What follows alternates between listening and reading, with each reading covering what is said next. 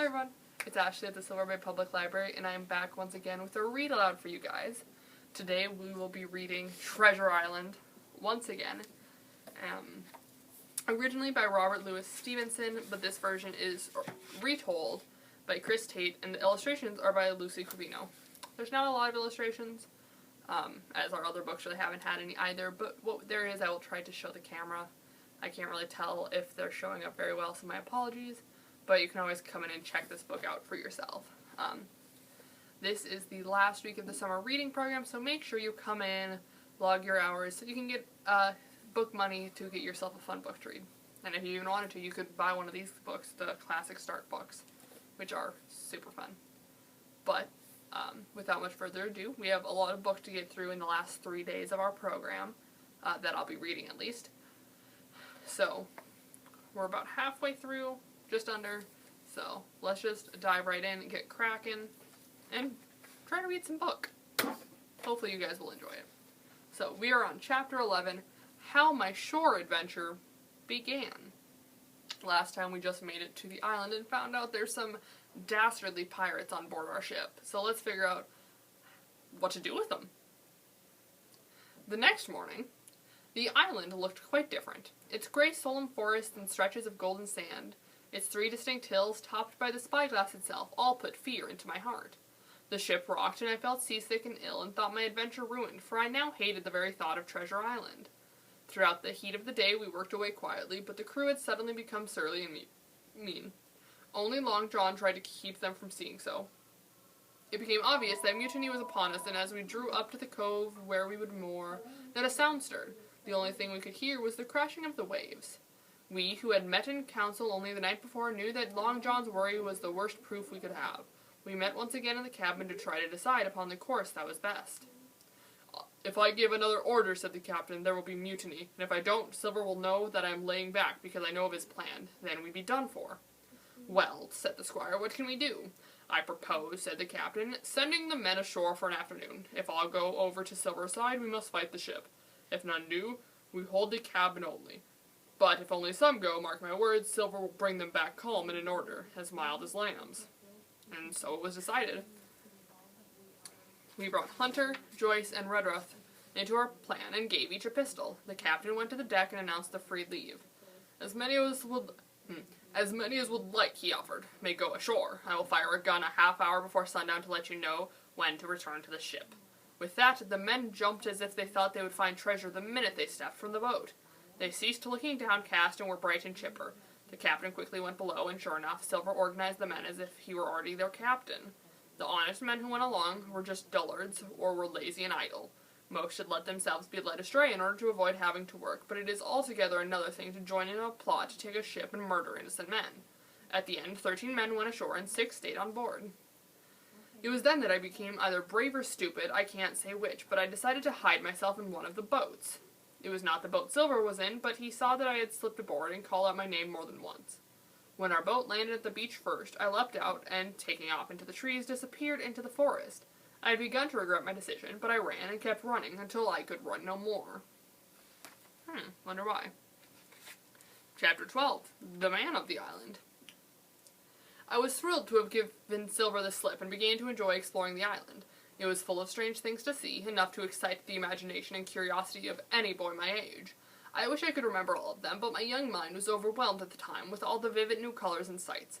I could have spent a month just taking in all the strange plants and trees I came upon. I had marched across some marshy tract of land full of swaying willows and bulrushes, which I had read about in the Bible, and odd-shaped trees that rose up out of the swamp. Then there was some wave-like, sandy country that went on for about a mile. There you could see pines and twisted-looking trees that resembled oak, except for their purplish tinge. In the distance I could see one of the hills with its craggy peak shining brightly beneath the harsh sun. Now I really began to feel like I was an explorer. I felt free and full of joy, forgetting for a time the many dangers I was facing. The island was truly uninhabited. My shipmates were left behind, and before me nothing lived but unfamiliar birds and other creatures that went running or flying for cover as soon as I approached. There were tortoises with backs so large they looked like bathing tubs, and magical flowering plants of a size and shape you can only come upon in dreams. Suddenly I heard a rustle among the bulrushes. A wild duck flew up with a quack, then another followed, and then another. Soon along the whole surface of the marsh, a great cloud of birds hung screaming and circling in the air. I knew my shipmates must be coming up close, so I ran quickly and crouched behind the nearest tree, not far from the swamp, and waited, silent as a mouse. I heard voices, and among them, one I knew to be Silver's. I overcame my fear and crawled closer to catch the meaning of their words. "You're more valuable than gold to me, that's why I'm warning you now. You can't change the plan, you can only save yourself by joining in. Come on now, Tom, tell me what they would do to me if they knew I was telling you all this now." "Silver," said Tom, "you may have let yourself be led away, but not me. I'd sooner lose my hand than turn against." Suddenly we all hear a cry of anger and then a terrible drawn-out scream. The noise echoed across the crags of the spyglass, and the birds rose again in a rush. I knew it was a death cry, and Tom jumped to his feet. "What was that?" he asked. "That," answered Silver. "That'll be Alan." "Alan!" cried out Tom. "Well then, rest his soul. And as for you, Long John Silver, you're no mate of mine. I may die, but if I do, it will be for duty's sake. You've killed Alan, have you? Well, I defy you to kill me." And with that, Tom started running away. But Silver, full of new strength, steadied himself, leaned back and aimed his crutch. Its point drove at the center of Tom's back, and he fell with a cry. I have no time to tell if this had hurt him badly. Silver was soon on him, and with his knife out, had driven 2 quick stabs into him to end his life. I heard Silver panting. I felt faint, but managed not to pass out as I watched him wipe the blood from his knife. The whole scene was playing over in my mind. Silver then pulled a whistle from his pocket and blew it twice.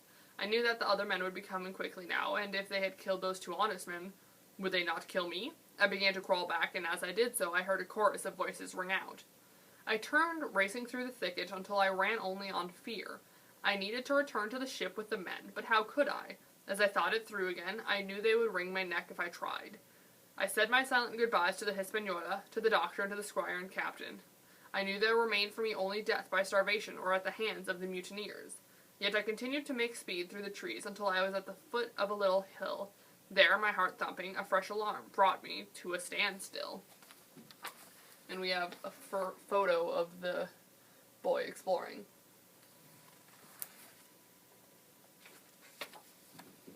Suddenly, I saw a shadow move just beyond my eye, and I knew I was not alone. I stood stock still as I saw it run past me, almost doubled over. I could not tell if it was a man or monkey. I started running again and saw that it was set on cutting me off, and so became more afraid of it than of Silver. But I readily remembered that I had a pistol with me and turned briskly to face this mountain man. He stepped out of the trees and walked toward me. "Who are you?" I asked. "Ben Gunn," he answered with a voice rusty and awkward from lack of use. "I'm poor Ben Gunn, and I haven't spoken to a soul in 3 years. I could now see he was a man like me, however sunburned and bearded he was. His lips were cracked, and he was dressed in rags made from pieces of old ship's canvas. I asked if he had been shipwrecked. "No, marooned," he answered. I had heard this word before, and I knew what it meant. A terrible punishment, where someone accused of a crime is left all alone on an island to fend for himself. Then he told me how he had survived on goats, berries, and oysters, and that he had long dreamed of eating cheese once again. "Well," I told him, "if I can get back on my ship, you shall have it." I then told Ben my name, and he told me, with a crazed grin, and in a whisper, a great secret. "Jim," he hissed, "I have nothing, but I am rich." He went on to tell me that he would make me a rich man too, and asked quickly if my ship was Flint's. Suddenly I trusted him, and told him that the ship was not Flint's, and that Flint was dead. And that some of the men were Flint's, and were mutineers and murderers. "Not a man with 1 leg, he gasped. "Yes, Silver is their leader," I answered, seeing him shiver. I told him at that point all that happened. "Do you think," he asked, "if I could help, that the squire would take me on and perhaps let me keep 1,000 pounds of this money?" I answered that he would of course do so. Then Ben revealed to me that he had been on board with Flint's men when Flint had gone ashore with 6 men and buried the treasure. These 6 he had somehow killed with his own hands, and had never told a soul on board where the treasure was.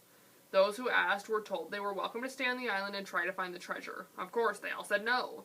But poor Ben was back with another ship 3 years later, and upon seeing the island, had told the crew he could find the treasure. After 3 days of searching, they cursed his name and left him to fend for himself, leaving him only a musket, a spade, and a shovel. "But you tell your squire," he said, that when not pining for a home and for cheese, Ben has been occupied with another matter that should interest him." I answered that of course I would, but that I had no way of getting back to the ship. Well, said Ben, pointing to a cove, we could always in a pinch use this little boat that I have made. I made it by a white rock that lies further down toward the shore.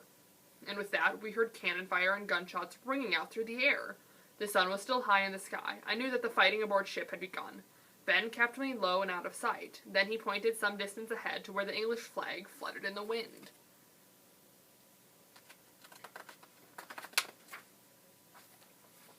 And that was the end of Part 2. Part 3, The Stockade. Chapter 13, The Story Continued by the Doctor, How the Ship Was Abandoned.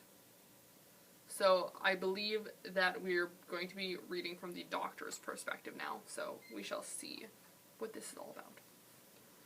That afternoon, when the 2 boats went ashore, the captain, the squire, and I sat talking matters over while keeping an eye on the 6 mutineers left on board, who were sitting and skulking.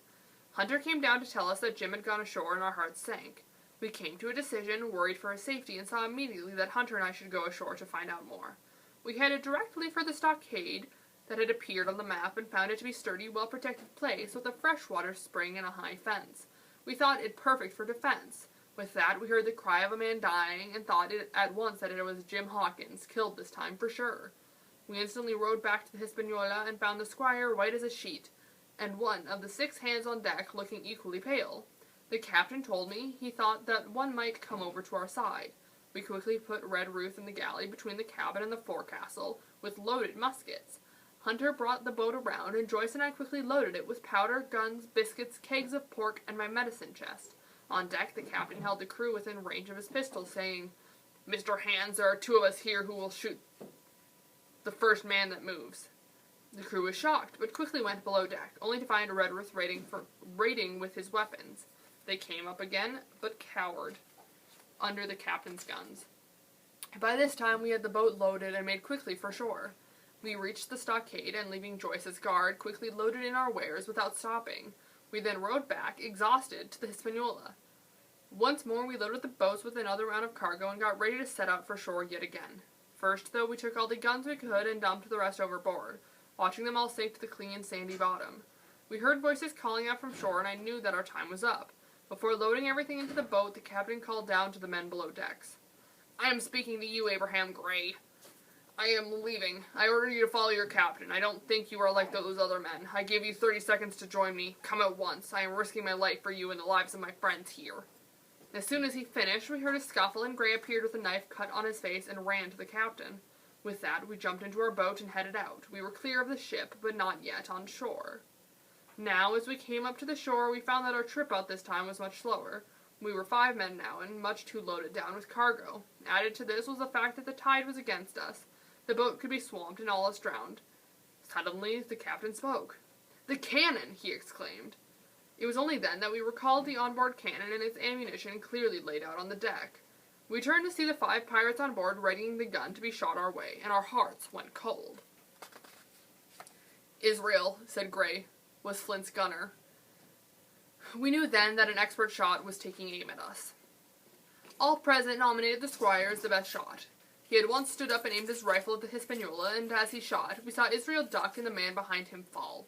At the same time, we heard voices from the shore and saw men coming from the trees pointing. Some were getting into the 2 boats, and others were running in one direction as we headed for a point from which we could make our escape.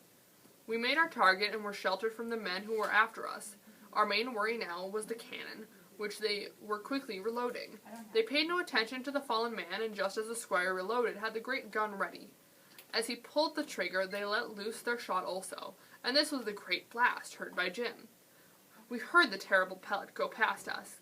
Close overhead, the boat shook from all the violence, and then the front portion of the boat went under water. Sure enough, the squire and I managed to keep our guns above water, standing there in the shallow surf, but the rest of the men dropped into the water with the rest of our supplies. Their guns were ruined, and we now found we had only 2 left, and that all our provisions were gone. To add to our troubles, we heard voices coming near, and in such a crippled state, feared being cut off from our home stockade. We waded ashore as fast as we could, the poor jolly boat sinking, and along with it, half of our gunpowder and supplies. Now, Chapter 14. The Doctor continues. The first day of fighting ends. So we're still in the Doctor's perspective. We now ran to the stockade, and at every step heard the pirates drawing closer. As we made for the clearing, the captain passed his best gun to the squire, who raised it to his shoulder and took aim. I turned and gave my sword to Gray, who, I am happy to say, spit on his hands and, taking it, made it sing as he slashed the blade through the sharp air. He had come back to the right side. We were advancing to our stockade when some of the mutineers appeared. They stopped suddenly, and the squire and I fired, just as Hunter and Joyce did from the stockade. One of the enemy fell dead, shot through the heart. The rest scattered. Just as we were beginning to feel victorious, a shot rang out, and poor Tom Redruth fell to the ground. It was plain he was dying. The rest of the mutineers had retreated, so we carried poor Tom back to our stockade, and there, after requesting prayers and asking forgiveness from the squire, he died. The captain then emptied his pockets of many small items he had been carrying, such as pen, rope, ink, tobacco, and a logbook. He climbed to the roof of the log house, and there tied the flag of England to the top of a fallen tree he had with many pains drawn up. Finishing this, he came back down and asked me how many weeks before I expected another ship would come to find us if we had not returned. I answered that it would more likely be months, not weeks, before that happened. The captain then answered that we were very tight on rations. It's a shame we lost that second load. We're much in trouble without it. Just then we heard the cannon fire again and heard a ball land just before the cabin. We knew then that they were firing for us, but felt no alarm. "Oh no," said the captain, "blaze away. You'll never hit us from where you are, but you'll do us the favor of using up all your powder." With that, the gun flared again, but to no purpose. They continued this all through the evening. Later that night, Gray and Hunter volunteered to try to rescue the rations from the shallow water where the low tide had left them in the sand. This proved useless, as Silver's men, they found, were already carrying most of them away. They had their arms around our supplies, and each bore a musket, taken no doubt from some secret hiding place of their own. The captain began to record our condition in his log. Alexander Smollett, master. David Livesey, ship's doctor. Abraham Gray, carpenter's mate. John Trelawney, owner. John Hunter and Richard Joyce, owner's servants. Landsmen, being all that's left, with stores for 10 days. Thomas Redruth shot. James Hawkins. And as he was finishing, we heard a joyous shout. I ran out just in time to see Jim Hawkins safe and sound, climbing over the stockade wall. Now, Chapter 15. Jim resumes the story, the garrison in the stockade. So now we're back to the young boy's perspective. Jim and James are common names that are interchanged as nicknames, if you are unaware. So, as soon as Ben saw the flag flying, he sat me down and told me it was there I would find my friends. I thought it more likely the pirates would be there, but he told me the pirates would fly not the British flag, but their dreaded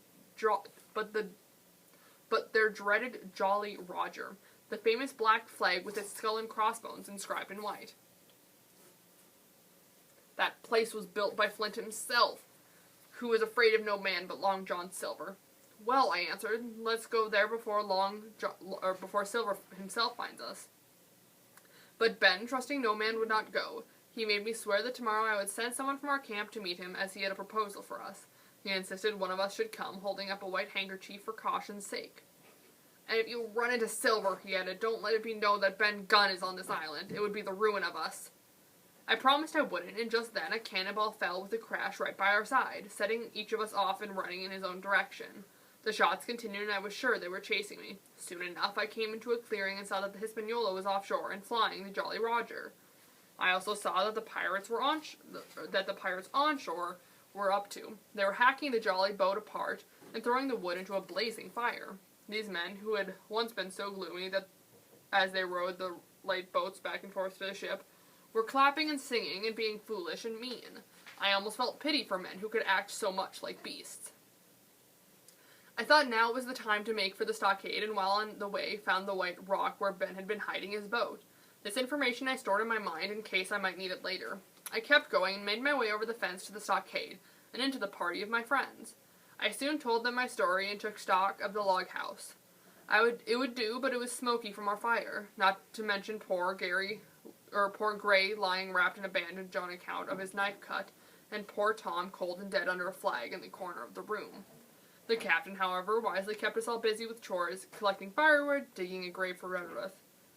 I spoke to the doctor about Ben, and he told me he had something special for him. "In my handkerchief," he said, "I have a piece of Parmesan cheese from Italy that we shall give him." A meeting was held, and we found, when we counted, only 15 mutineers left. 2 were wounded, and 1, who had been shot by the cannon, probably was dead. We knew that the climate and the mosquitoes would soon affect the remaining men, and that they might soon be sick and in a bad way. "They might simply decide to get back in the ship, head out to sea, and return to being pirates," said the doctor. The captain grumbled, but he knew that losing his first ship might prove best for all of us in the long run. Suddenly, we heard a voice rise up. "There's a flag of truce! It's Long John Silver himself." With that, I rubbed my eyes and ran to peer through a loophole in the wall. We could see 2 men, one of them being Silver, indeed, waving the white flag. "Who goes there?" said the captain. "Flag of truce," answered Silver. "Captain Silver to come aboard and make terms." The captain snorted at Silver calling himself captain, and yet he promised not to harm Silver if he came to the stockade unarmed. He then hopped his way over the fence and made his way, painfully and slowly, up the hill and toward us. We could see that he was in his finest blue coat, with a frilled hat tipped far back on his head. Once inside, the captain refused to let him in the fort, and Silver was forced to sit in the sand across from the captain. "It's a mighty cold morning, sir, to be sitting in the sand outside." The captain shrugged this off, telling Silver that he had brought it upon himself. "You are either the ship's cook or you're Captain Silver, in which case you're a mutineer and a pirate and you can hang." Silver saw how we were each guarding a point of the fort and greeted us all. He then suggested that the captain had killed one of his men in the night while they were all making merry. I knew with joy that this would have been work from my new friend, Ben Gunn. "Well," said Silver, "here it is. We want the treasure, you want your lives. You have a chart and we want it. Now, I mean you no harm." With that, the captain burst out in anger and told Silver that he knew of his entire plan and would have none of it. Each stared into the other's eyes without speaking. It was like being at the theater watching a play. "Now," said Silver after a moment, "you give us the chart and you have a choice. We'll take you back with us and drop you somewhere safe, or you can stay here and we'll give you half of our stores. Now, that's fair dealing from me." "Is that all?" asked the captain. "If so, you hear me. Here is my offer. If you come up one by one unarmed, I shall put the cuffs on each of you and take you home to a fair trial. If not, I'll see you all in Davy Jones's locker, drowned dead at the bottom of the sea. You can't find the treasure, you can't sail the ship. These are the last good words you'll have from me. Next, you'll have a bullet in the back. Now get out." "Well, let's at least shake hands on it then," cried Silver. "Not I," said the captain, and we each refused in turn. With that, Silver crawled his way across the land, and when he finally got up, he spat in our freshwater spring. "That's what I think of ye," he said. "Laugh all you like. In an hour you'll laugh out the other end. Those who die will be lucky." And with that and a curse, he made his way to the fence, where his man dragged him over the side. And that's the end of chapter 15, and where we will be stopping for today. Next time we'll read chapter 16, The Attack, is where we'll start off next time. But thank you so much for listening this time around. Make sure to check back Friday for the last few episodes of our Read Aloud. Hopefully you guys are enjoying Treasure Island. I know, again, I'm sorry I'm reading so quickly, but I really wanted to tell a classic tale, and I want to make sure it gets finished by the end of the program. So thank you very much. Thank you for listening, and have a wonderful, wonderful day. Bye-bye.